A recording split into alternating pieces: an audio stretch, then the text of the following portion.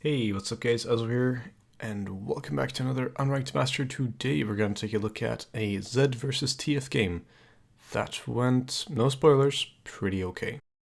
Something that I want to emphasize early is that yes, ZED does win the ZED versus TF lane in general, but TF has a lot of playroom that this TF does not utilize. And I want to emphasize that because here at the start you see me shoving really hard, which is a mistake on my part, by the way. You shouldn't shove like that before you've seen your opponent do something similar like the red card he just did, because the risk is that I shove in my wave into his turret too early and get to a point where, well, rather, you don't unless you're a Zir, you don't usually shove in your first wave into turret, but you get kind of a build up close to the turret, and then your second wave, combined with what's left of the first wave, gets pushed into the turret at a time where early ganking junglers can gank the wave and can gank the lane. And that's problematic because I don't take W level 2. And I use E to stay in control and kind of fluently be able to farm or shove or depush. And it works out pretty well as long as you're aware of that. But as you can see, this TF, this is the first time he really does anything. And of course, it deals good damage to me. The W with the E, he does W first, E second, which is correct, I think, against melee champions, Zed in particular. But also Talon and Fizz, I think you can do WE on TF, it works really well.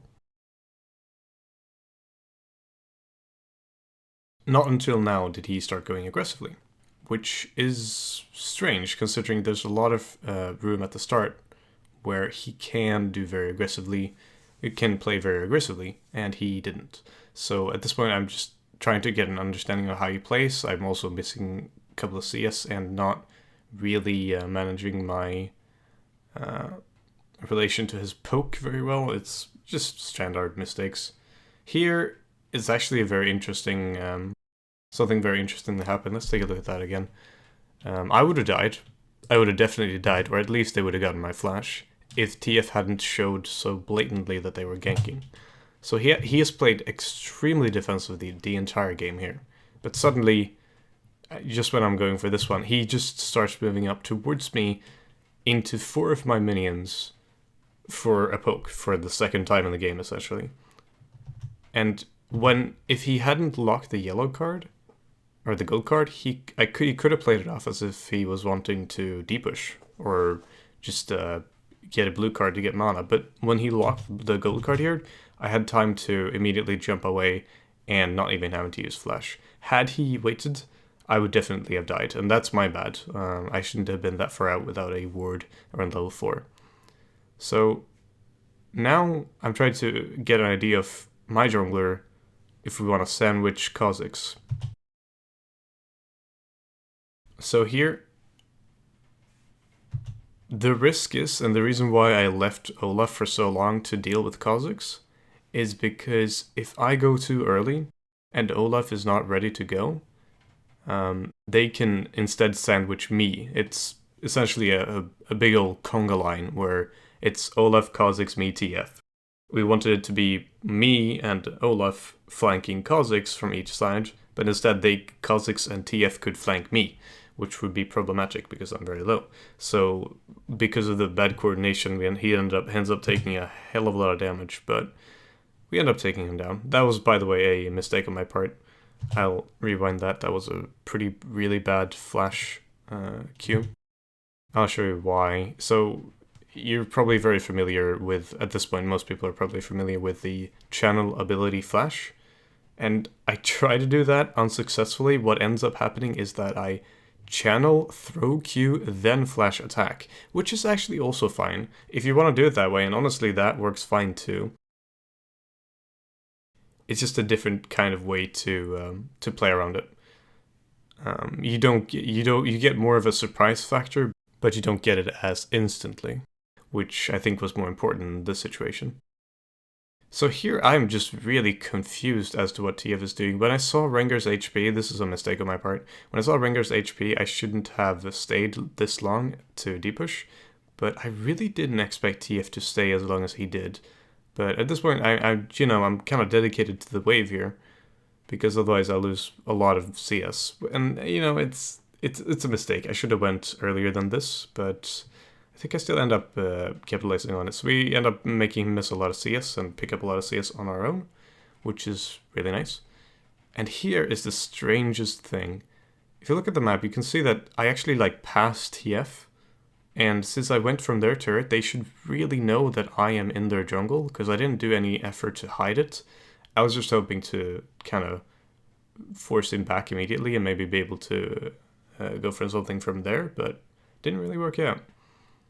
For them, that is. It worked out really well for me. So at this point, we are fairly well off in terms of items. Normally, I would consider a Maw, or rather a Hex Trigger, or building into Maw. But I think since I'm doing so well, I can just get away with Dirk double longsword, which is honestly my favorite situation in as ZED currently. I think my favorite spike in the game is Dirk, or rather Youmuu's Dirk and 2 longswords. It's just so strong. But here, Dirk and 2 longswords is very strong too. And there was a funny comment if you missed it. There was actually a funny comment here. It's just I just pick up a kill freely.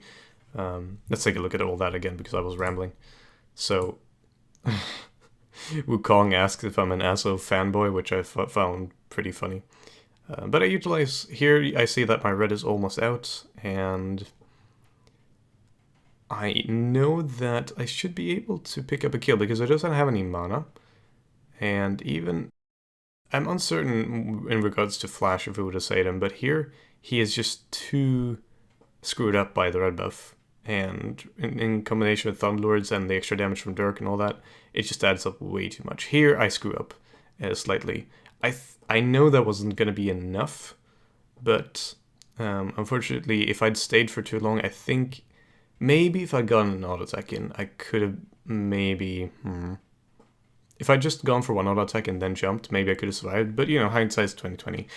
I think in hindsight, I wouldn't have played that differently because it was just too much of a risk to stay. But, you know, I waste my ultimate. It's a very long cooldown, but since it's early game, there's a lot of wasted time running about, so it's not that big of a deal. We end up getting another kill, and we are pretty well off currently.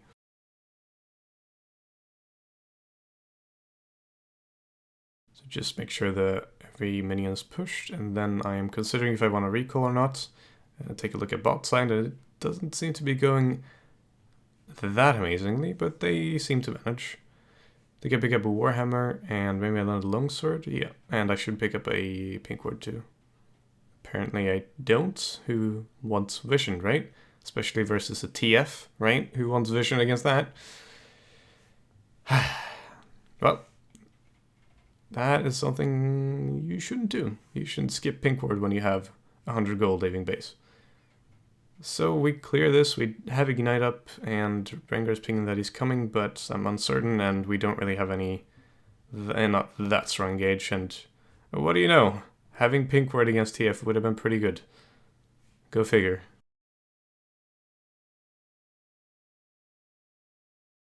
So here I'm just, this is again where I just stay in lane and greed. I don't know if it's decent to do this. Obviously it worked out well, but that's not really an excuse. Like, it's not like I made a judgment based on, like, I'm gonna clear that later, don't worry, don't flip out.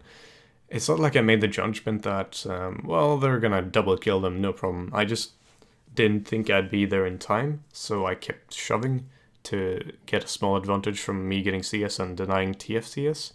But it's still the fact that I should have, well, obviously, before that I should have placed a pink ward, where I placed my normal ward instead. And I would have gotten, maybe protected them from the TF room slightly.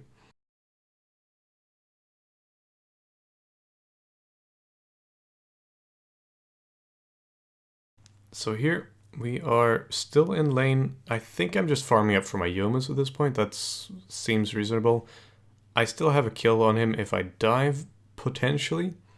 There's still the risk of him having exhaust up, and I can definitely still screw up when he has exhaust because it just adds too much help for him. I end up recalling here, which actually I don't. I was about to say I don't think it's correct to recall here because I am 150 away from Youmuu's, so it's better to just take a wave and then get Youmuu's because it's a really big power spike. But if I recall correctly, I think I greed really hard here. Yeah, I think I agreed here. Now that's correct. Every part there, up until this point, I've done everything correctly. From here on forward, I don't do anything correctly. So keep in mind, I flash with the Q, which is correct, but I am flashing with the Q to the position he was 2 seconds ago. It's incorrect, and I waited until I got exhausted to do it. Incorrect, and I missed both of the shurikens. Incorrect. And then I keep moving forward and ignite him and kind of walk away in shame.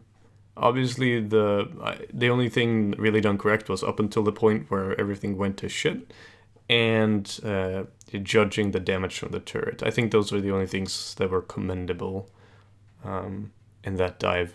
I'd like to imagine no one saw that. But it's something to take note of. You really shouldn't overestimate your damage when Exhaust is active and he has Seekers, because it really does screw you up in many situations.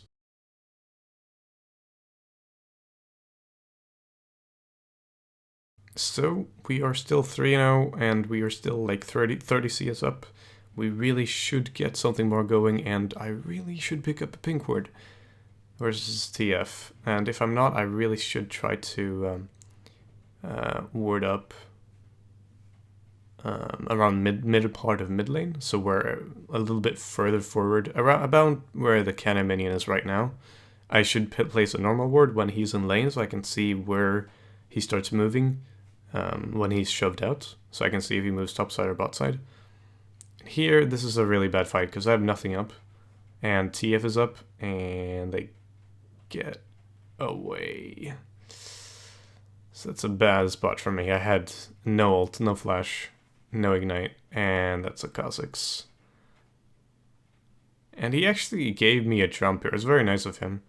Well, I actually didn't end up not needing it, so it wasn't that nice of him, but oftentimes people don't remember that your E, if it hits a champion, it reduces the cooldown of the W by 2 seconds, which is immensely useful.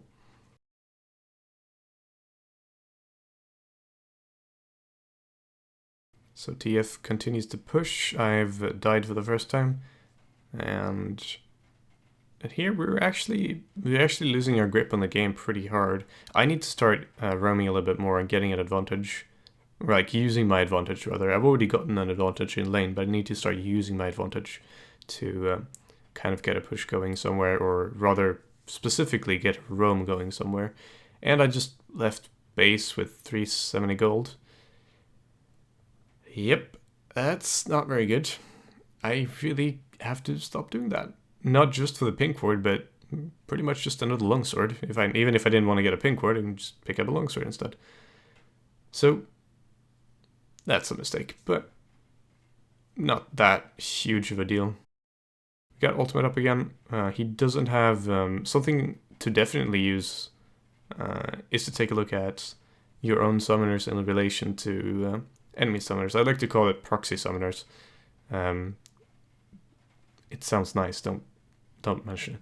So I like to call it proxy summoners because, or well, let's skip the because. So you use the enemy's summoners, the timers of your own, to determine their timers. So if you used flash at the same time as they used flash, instead of having to write down exactly when they have flash up and try to check the timers at the same time, it's not very hard, by the way. I know I'm not that dense to like, it's too hard, math, numbers, what do they mean? That's not the point. It's just, it's much smoother to see, okay, I have 1 minute and 20 seconds left on my flash, so he has 1 minute and 20 seconds left on his flash.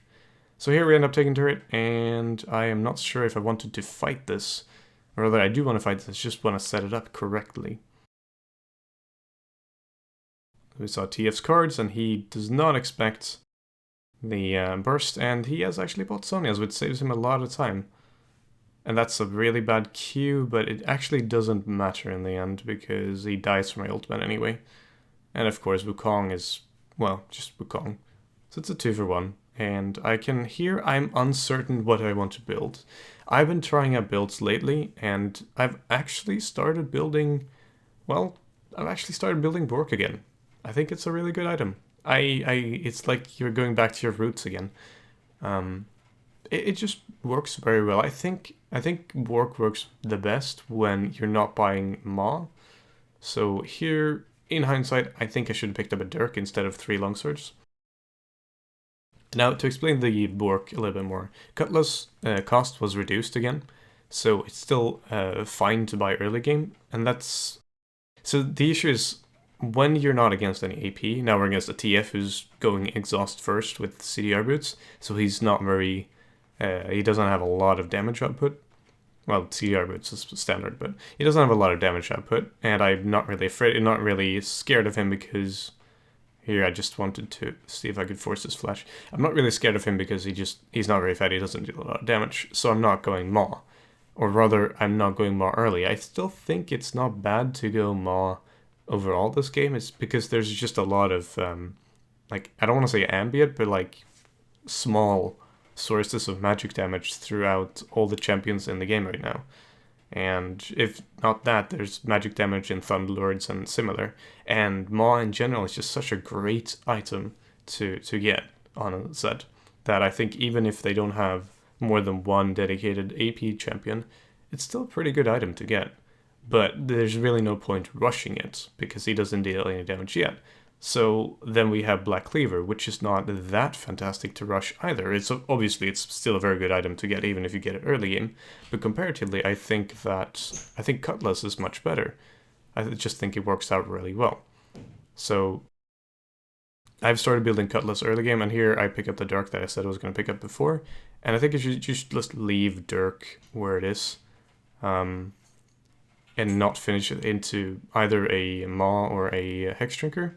I think that just works out better. So from that point on, I think here I'm kind of in a weird transitional space where I'm in between BotrK, Maw, and Black Cleaver at the same time. Had I just finished Black Cleaver or BotrK, it would have been much better. But Cutlass is actually doing a lot of work. That's a really nice sticky ultimate, by the way. Cutlass is doing a lot of work right now. It's been so long since I built it, but it just works so well for Zed. Let's take a look at that somewhat again. So I'm not sure, here I wasn't sure if I could kill him, but I saw that he turned around for the lantern, and you guys have seen the sticky ultimates so many times at this point, I don't really have to explain it anymore. You ult when they're about to fly with flash or E or whatever movements they want to use. That's an unfortunate flash. Whatever movement they want to use, and during the 0.75 seconds you are untargetable. If they land during that time, well, you land where they land. So make sure to use your ultimate as a mobility tool as well. Here I'm just trying to kind of prod to see if he's going to recall, and he is not. He got a little bit scared from me. We end up picking up a Mountain Drake. And of course, the Wukong did the fairly obvious stand around doing nothing suddenly, so can I expect that he's going to stealth onto us, because he's still very strong.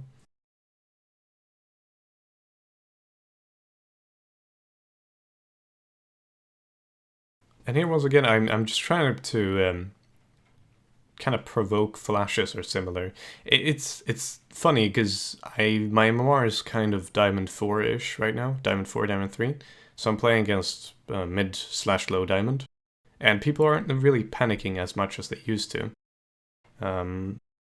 which is unfortunate because in many cases in low elo, in my experience at least on this account, people would have flashed or at least like gone completely panicked because they thought I was going to go in. But he was kind of calm. The Twitch was in control. He knew I couldn't really kill him at that point. Or at least maybe he had backup, I don't know. He knew it wasn't that dangerous anyway, so he didn't panic, stealth, or ult, or... Well, ult doesn't really do anything, but stealth or flash.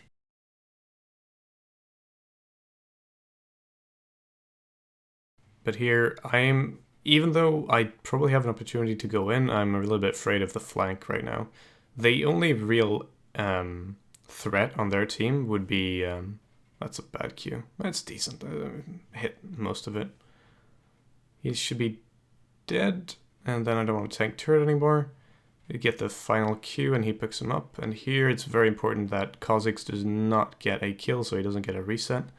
Pick up 2 kills, and that should be a dead TF. Right? Yes. I think Misfortune walked into a wild card or something similar. She ended up dying. Now here is interesting because Wukong only has a Black Cleaver, which is a lot of, like, it's enough damage for him. But if you can kite him through his ultimate, he is not that scary. I still think Wukong is one of the best champions for solo queue.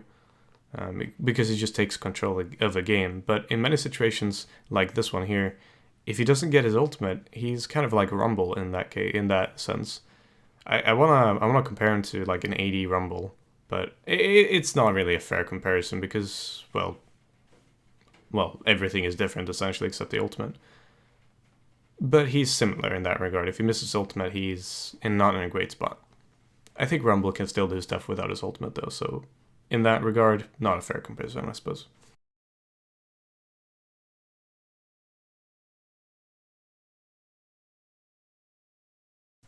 So, I finally tried to decide if I should go Black Cleaver or BotrK, and since I'm at 1800 and need 1850 or 1900 for BotrK, I decided to go for Black Cleaver, and I was considering styling my pink ward there, which I really shouldn't do versus so much stealth. So I end up keeping it if I need it for follow-up. And it's getting kind of ridiculous how long I've waited to get boots by now. But since I have Black Cleaver, Youmu's, and I am getting BotrK, you know, I have a lot of abilities that gives me movement speed, so I can kind of get away with it. And, you know, Zed is still very mobile on his own, so you can kind of get away with it. Since I have slows too, I can, again, kind of get away with it. But at this point, we should try to get picks, because I'm really big. But at the same time, we really shouldn't force too much, because with Wukong, they could still dominate team fights really hard. But they are going kind of aggressively. I don't think they should be going that aggressively again against me, because not only with backup, but I'm kind of slippery. So even if they went in, it would have been hard to pin me down. So I'm not sure if I finally place the pink ward. I think I'm just saving it for fights, which, you know, is fair. He gets away. I think Rengar overstays a little bit too.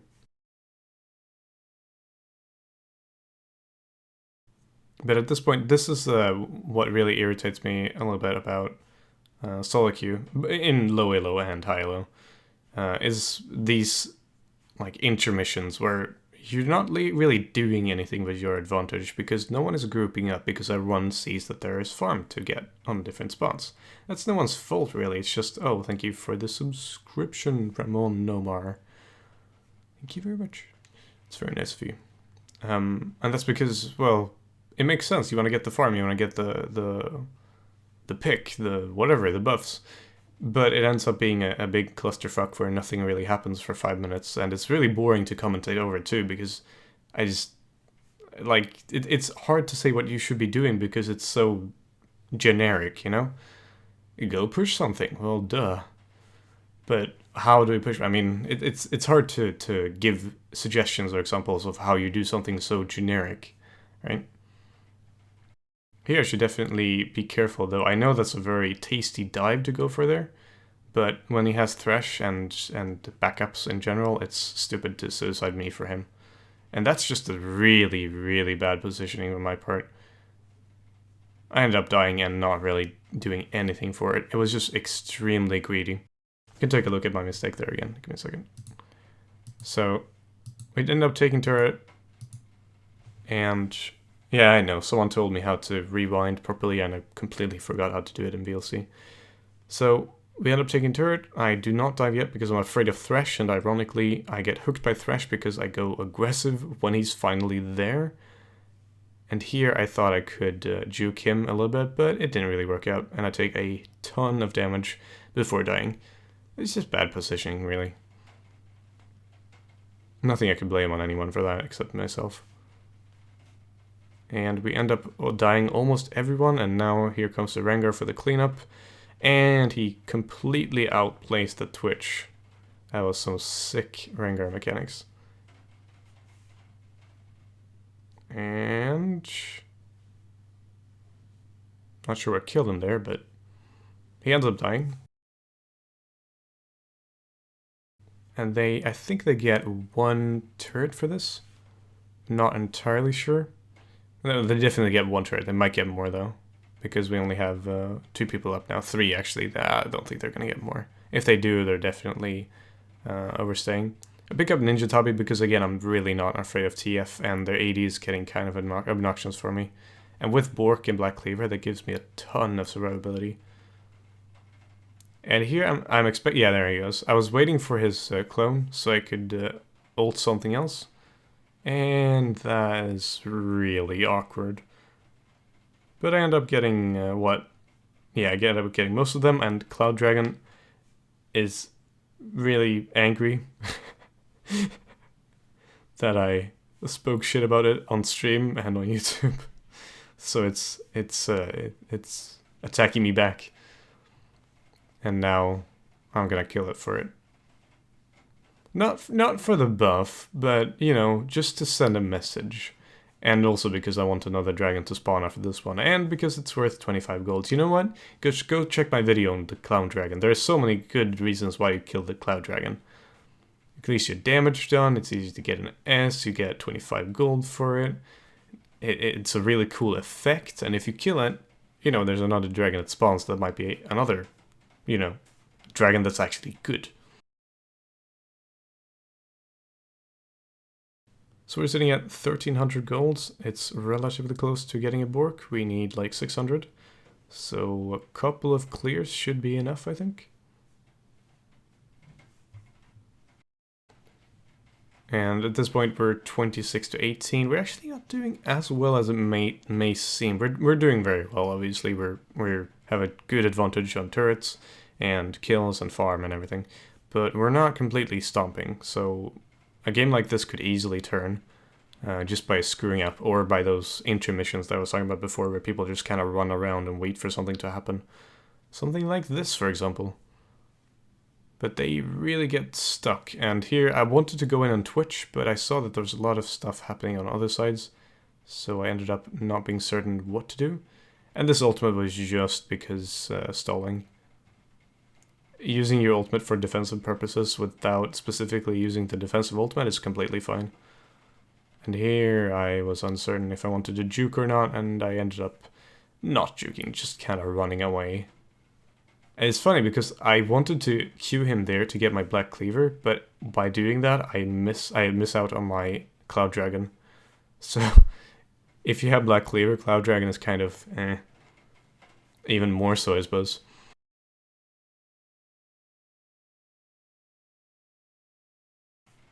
So I end up taking the blue buff here. Thresh is very excited for the steal. And, well, just kind of keep on rolling. I'm at almost 1900, so I'm going to pick up BotrK very soon. And at that point, I think we should try for a team fight, because we are really starting to win team fights properly when we group up. Here, there's no point to greed, but she kind of pokes him with double flower. And honestly, we're just in such a good spot that it's, like I said, we're not stomping, but it's hard to commentate because every time this happens, it's just very samey. You group up and you use the advantage, or you have someone split pushing. Wow, that is some sick outplays from Rengar. What? I'm not salty, what? But this is just a bad catch from them. And I guess bad counter catch from us. We don't really do anything. It was a 3v3, so they were fine. It wasn't like it was a fine counter attack, but didn't really do much. At this point, they have to go back or are already dead, so we can easily pick this up. And TF goes for a magical steal. We'll see how well that goes for him. I love BotrK. I really, really going attached to having the ability again.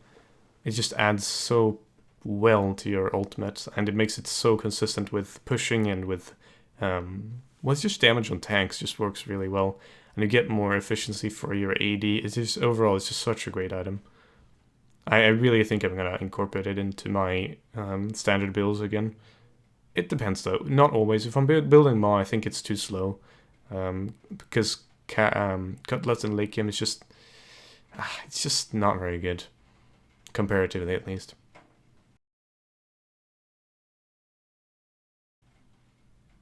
You have to excuse the rain if you can hear it in the background. It just started raining outside, which is wonderful, by the way. I love rain, but it might make the recording a little bit awkward because I'm recording on the Blue Yeti, so it would pick up everything.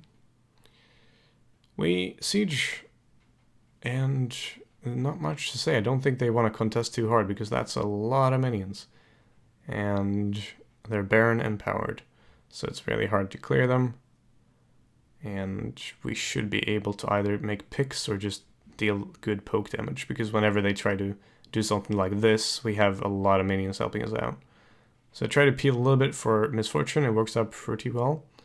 And then just kind of, yeah, rip through them. The reason why I flashed there, by the way, I think someone commented on my stream that it was a stupid flash, was because I was afraid of Thresh hooking me in and then flaying me in and then doing that. His ultimate still deals fairly decent damage. If we end up picking up, it should be a free game from now on. I don't think there's anything they can do about it. So that was that. We end up taking the Nexus, and I think I did fine this game. There's a lot of intermissions where I definitely should have controlled my team better and asked them to follow with on pushing or team fighting or picks or deep wards or anything like that. But there's a lot of just hanging around, really, and getting bad fights because of it. And of course, the getting caught by Thresh was just straight up a stupid mistake. Not much to comment on it. And here was the game. I got my final Mastery 6 token on ZED. Very, very exciting. Hope you guys saw that video as well. Finally. Oh wait, actually, no, never mind. This was my Mastery 6. I take it back. This was on my Smurf. Of course, I don't even have Mastery 7 on my Smurf. Huh. Well, I hope you guys enjoyed that anyway. If you did, consider leaving a like. It helped out more than you know. If you want to see more, well, you know, just click the next video. I'll see you guys next time. Okay, thank you very much for watching. Peace.